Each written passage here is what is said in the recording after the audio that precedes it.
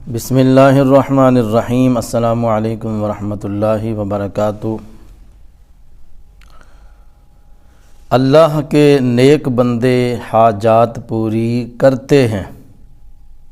جی میں آپ کے سامنے رکھ رہا ہوں کنز العمال شریف سے کتاب الزکاة۔ فرمان مصطفیٰ صلی اللہ علیہ وآلہ وسلم ہے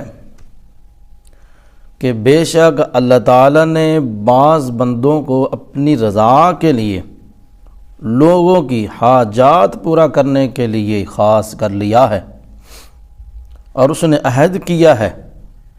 اللہ رب العزت نے عہد فرمایا ہے کہ اللہ پاک ان کو عذاب نہیں دے گا، پھر جب قیامت کا دن ہوگا تو انہیں نور کے ممبروں پر بٹھایا جائے گا اور وہ اللہ سے کلام کرتے ہوں گے اور لوگ حساب میں ہوں گے۔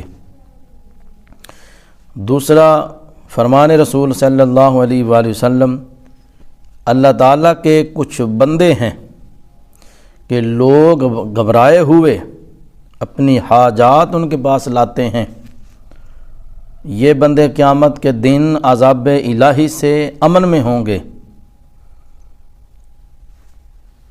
کیا معلوم ہوتا ہے کہ اللہ رب العزت نے اپنے جو دوست ہیں نا اللہ پاک کے، جنہوں نے اللہ پاک کو راضی کیا، اللہ تعالیٰ کے احکامات پر پوری زندگی گزاری، پھر اللہ پاک ان کی دعاؤں کو قبول فرماتا ہے، پھر اللہ پاک ان کو درجے عطا فرماتا ہے، پھر اللہ پاک ان کو بلندی، رفعت اور کوئی نہ کوئی مقام اللہ پاک ان کو عطا فرماتا ہے۔